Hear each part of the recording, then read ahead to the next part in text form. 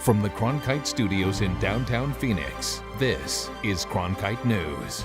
Good evening and welcome to Cronkite News on Arizona PBS. I'm Annika Walters. Thank you for joining us. Our Cronkite News reporters work in teams to cover specific issues important to all Arizonans. Those stories range from borderlands to business, from technology to government and justice. Tonight, we highlight stories from the education team covering school lunch costs to golf grants for classes.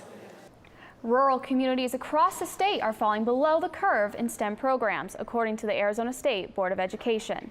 The U.S. Department of Education says only 16% of high school students are interested in STEM-related careers, and only half of that number will pursue that career after graduation.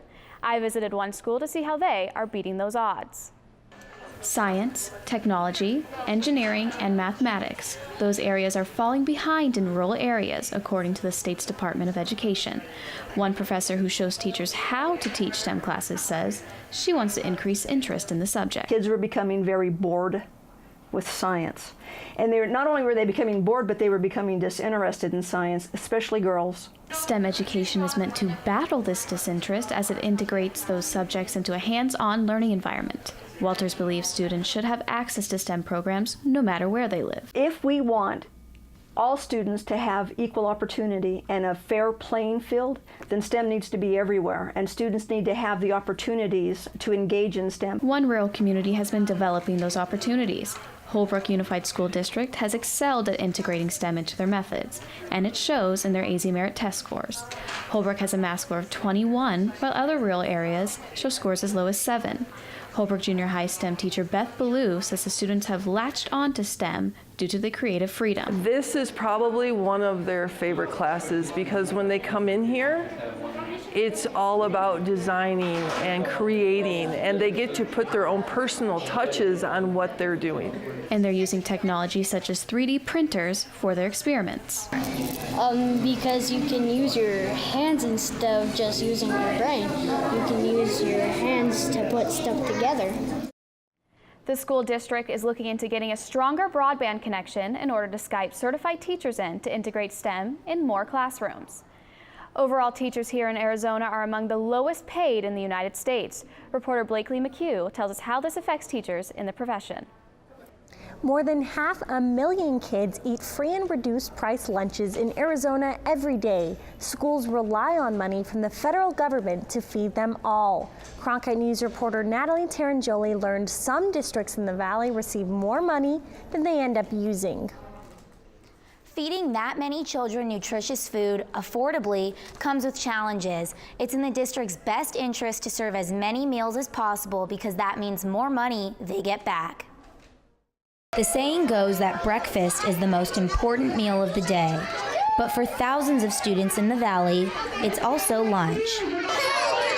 A Cronkite News analysis found that the federal government reimbursed Maricopa County school districts more than $200 million for school meals in 2016 alone. Jocelyn Salazar has 4 kids in the Cartwright School District, where 86% of students qualify for free or reduced lunch. They eat breakfast and lunch, and it is all free.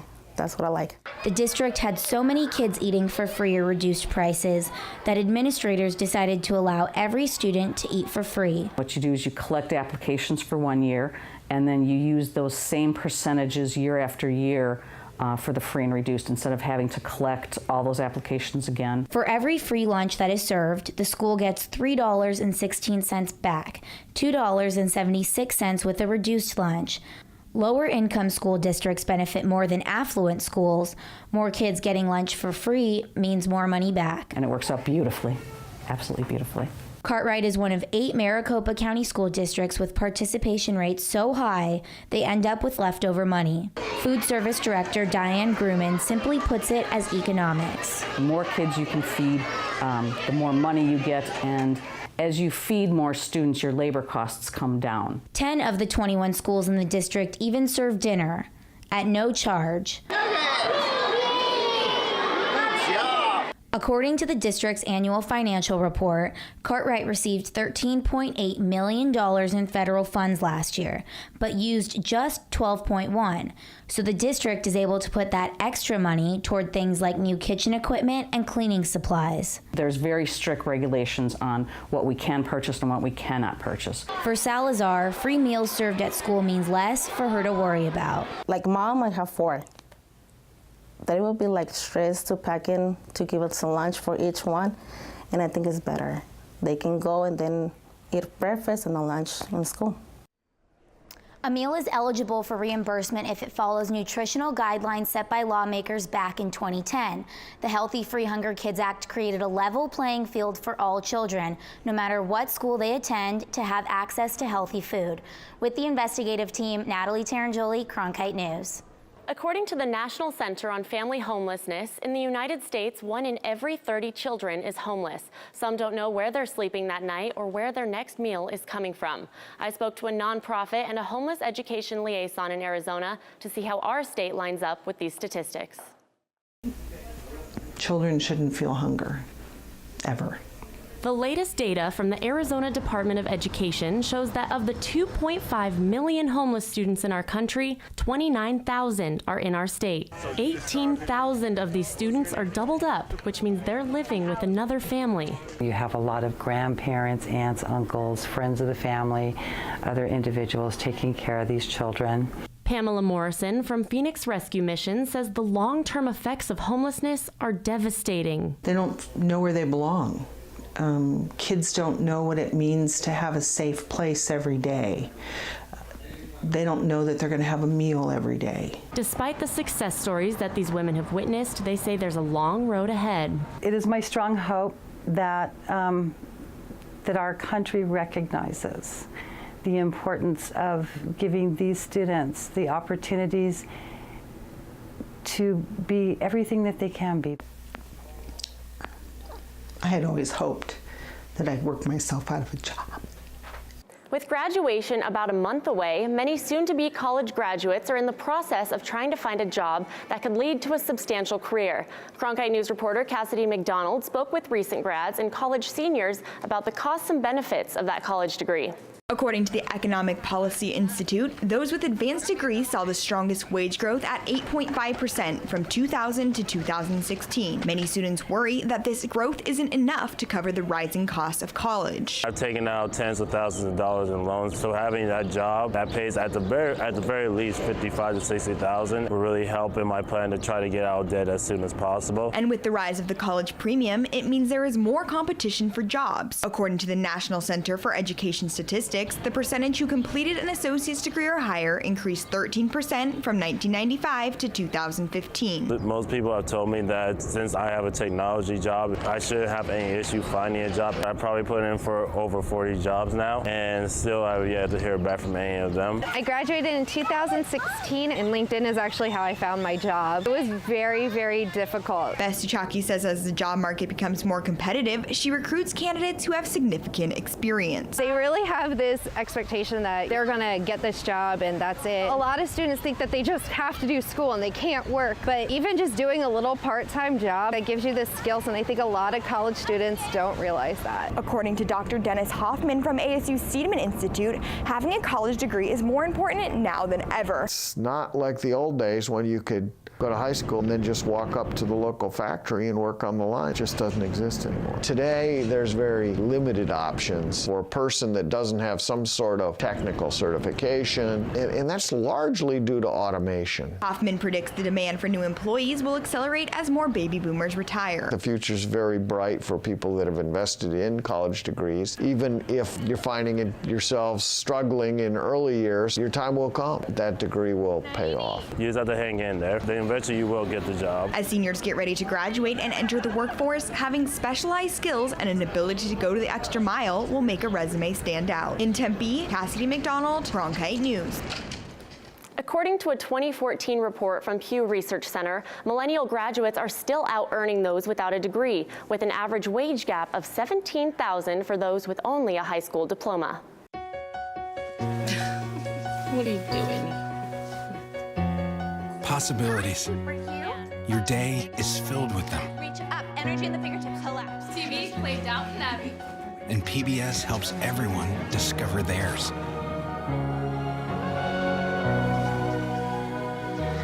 Anytime, anywhere. Up in the sky, you can see it. PBS, we're with you for life.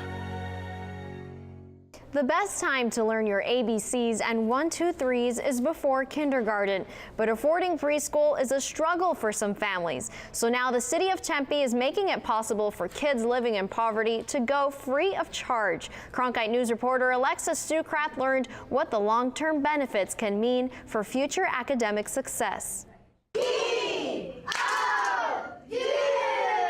Kindergartners at few elementary schools sit and learn together, and by attending preschool, they are set up for kindergarten success. Children don't come to school being able to listen, being able to follow directions, being able to pay focused attention. If they cannot do that, they are already almost a year behind. One of the biggest reasons that children don't attend preschool is because the family can't afford it. The city of Tempe recognized this and decided to make a change. In our community, we have a lot of students that are coming into kindergarten that are not meeting kindergarten readiness benchmarks. New research published by American Educational Research Association shows the achievement gap between children who attend preschool and those that don't is narrowing but still exists. Children living in poverty hear about 30 million fewer words when they enter kindergarten than children who are in middle and upper socioeconomic stratus. Kids that go to preschool are coming into kindergarten ready to learn. And it is left up to the teachers to try to close that gap. Kids start at ground zero, and we have to have them at almost 2 or 3 grade levels higher by the end of the year, and to make that kind of growth is difficult. Few Elementary School was chosen to get in on the ground floor of this new project. There are so few high-quality preschool options in this area, and the fact that the poverty rate is so high among 3- and 4-year-olds, this is a perfect location for us to open up a preschool in the fall. And people won't have to pay more in taxes to make sure that children can receive the education they need. These are not taxpayer dollars. This is money paid by developers to the city of Tempe for development projects within the city. The city hopes lack of money will no longer hinder a child's success. In Tempe, Alexa Stukrath, Cronkite News. A Chandler Elementary School is using a 3D system to give their students a leg up. Cronkite News reporter Alexa Stukrath found out what the program is and how it's helping students. 5th and 6th graders at Chandler Traditional Academy's Independence campus are using a new computer program called VSpace to expose students to aspects of the engineering, STEM, and mathematic fields as potential careers. We come from an area where many of our families are engineer families, and we saw that there was a great need to expose our students and to prepare our students. All students have to do is put on a pair of 3D glasses and pick up a stylus to start exploring the virtual reality of VSpace. This program allows students a hands-on investigation with something they are expected to learn in their science classes. 5th grade is looking at human body systems right now. We took a look at the skeletal system as well as the muscular system, and then next week we'll be building a hand. Chandler Unified School District understands that new innovation like this is the key to getting kids excited about learning. If we don't at some point learn how to match what they're experiencing in their gaming experiences at home, that engagement may dissipate. We get to learn along with having fun. I think that's better for a lot of students because sometimes you might get a little bored in class just listening to your teacher talk all day. In the classroom, students learn critical thinking and problem-solving skills, and one other important lesson. They needed the permission to not have things go successfully or as successful as they had imagined from their first try. CTA is the first school in the East Valley to use VSpace in their science classrooms. In Chandler, Alexa Stukrath, Cronkite News. According to the U.S. Bureau of Labor Statistics, women make up only 12% of civil engineers. CTA hopes this program will encourage more girls to enter similar STEM fields. In America's most recent mental health report, Arizona ranks second to last in the nation for worst mental health. They cited correlations due to high poverty, low high school graduation rates, and high chemical release. Cronkite News reporter Cassidy McDonald visited an elementary classroom in Phoenix, teaching students how to use mindfulness in an effort to decrease the mental health epidemic in our state. In Arizona, the percentage of youth in 2016 with severe depression who received insufficient treatment was just over 83%. David Crockett Elementary School in Phoenix is making an effort to improve the state of mental health in young minds by teaching mindfulness classes in partnership with Mindfulness First. I feel very calm. I would never be like this if mindfulness wasn't here. Schools really focus and try to pass tests and really focus on what the content they need to learn, but the missing element is how kids are behaving with each other. Paganini says a mindfulness class teaches children how to be in the present and learn to deal with their feelings. To be self-aware and to control their emotions or regulate their emotions is something they need practice with. Sunny White is the founder and executive director of Mindfulness First. She says it's fundamental for students to learn mindfulness at a young age. When we teach mindfulness, it's a series of lessons that introduce us to our thoughts and emotions, our feelings, our physical and mental impulses, and we do this repeatedly until we know them so well we see them before they even start. This helps us to self-regulate. I believe that we can help children at a much younger age address any mental health issues. Fourth grade student Gael Gaxiola says the mindfulness classes also help him deal with problems outside of school. When I'm super stressed at my niece because she keeps taking everything from me, go in my room and just take 5 seconds in and 5 seconds out. Just take one mindful minute and it was all good. Principal Sean Hannafin says he noticed significant changes in his students since the classes started. There's a lot of name calling and teasing and not getting along with other people. Students are now stepping up and saying, hey, that's not what we do here at Crockett, it's not the way we behave. And really what we've seen over the last year and a half in working with mindfulness is they're forming empathy for new students coming in. Mindfulness First wants to expand their program throughout the Balls District. They also hope their research can persuade lawmakers to include emotional learning and mental health wellness in the school curriculum. In Phoenix, breathe in, breathe out. Cassidy McDonald. It helps you get out your stress. Cronkite News. Mindfulness First is currently working in a partnership with ASU to research the effects of implementing mindfulness classes into schools so that they can present their findings to the legislature. Giving middle schoolers cameras doesn't exactly sound like a recipe for fine art, but one group of underprivileged kids was able to put on an exhibit to impress. Reporter Kaylee Nassif takes us there. Art exhibitions are pretty standard in downtown Phoenix. There's an opening where people view the art and decide if they want to buy a painting or a photo. Maybe they try to talk to the artists and ask them why they decided to follow their creative dream. The fact that I get to express express myself in different ways, and I get to see different things and imagine and create different things. Amaya Newman is one of the 30 children who put on this exhibit, all of whom are at risk and live at or below the poverty line. They're part of Kids in Focus, a nonprofit that paired them with professional photographers for a 6-week program. I'm a commercial photographer, and I find that we get burnt out a lot creatively. So being around the kids, it kind of re-stokes that creative passion. Each one of the 30 students that worked on Kids in Focus got a point-and-shoot camera just like this that they took all these incredible photos on and get to keep. The kids went on field trips to the state capitol, the Phoenix Zoo, and downtown Phoenix, where their mentors taught them the basics of composition and building a photograph. But some of their best pictures were spontaneous. There's this one, we're just taking photos for fun to get used to it. And it was, I call it the Southwest Slam dunk because we got an airplane and a basketball hoop, and it looked cool. For the mentors, the fun came when the students progressed past the basics and started to plan out their photos. In their mind, they had something that they wanted to create, and they would actually go out and make that image rather than just, a picture of a flower or something like that. The best part for the students was exploring new places and gaining a new skill.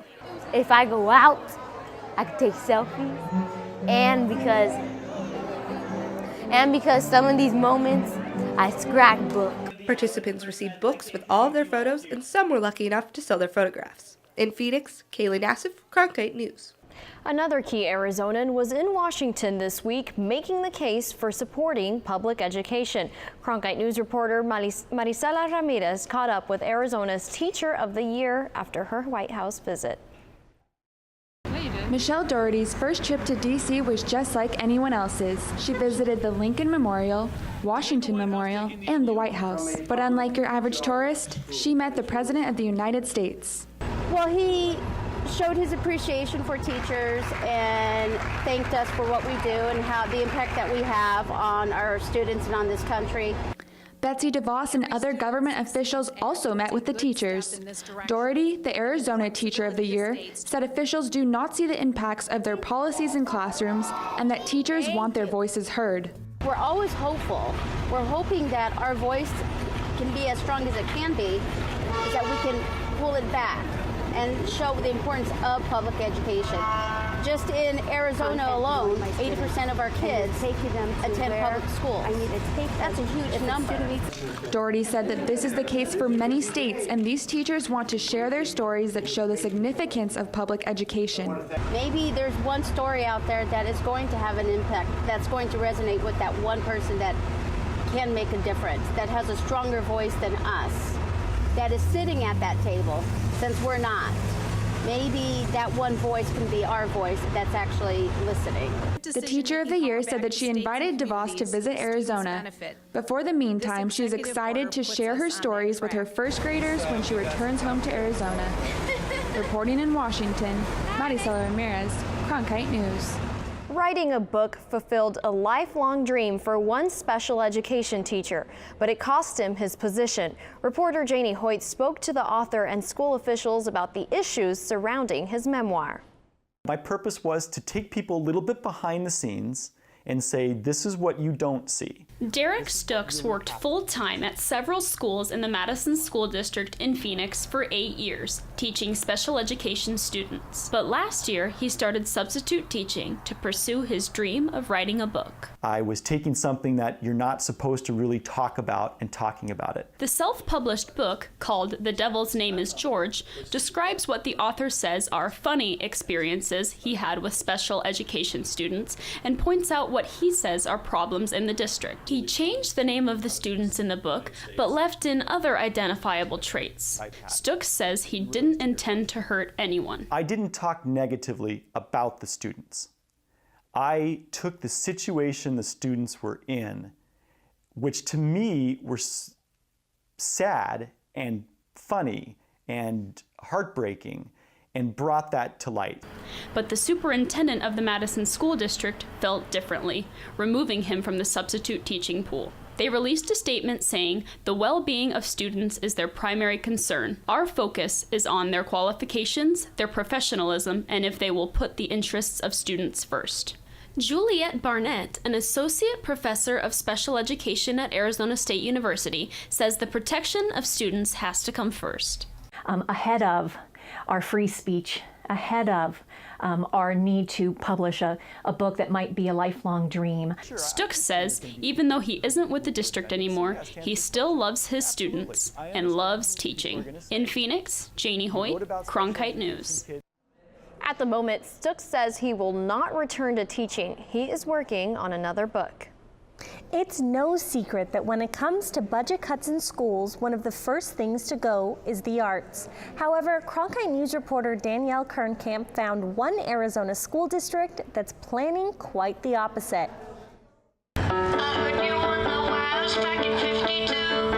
We're not cutting the arts. We are not only not cutting it, we're making it even bigger. Madison School District broke ground today on their new arts center near 16th Street in Missouri. Dr. Quinn Kellis, superintendent of the district, says the district is expanding its programs because art plays a vital role in a young student's life. We're definitely all about reading and writing and arithmetic, but students also need to have that other part of their lives, which is the arts. Something that gives happiness or feelings to somebody. I feel like it's my talent. The Madison Center for the Arts will contain an art gallery, a performance stage, and a back end that allows the students to learn about the engineering of theater. About dancing, I like to perform on stage, and for singing, I also like performing on stage. Help students do better in math and English and some of the other core subjects. So we're all in when it comes to the arts.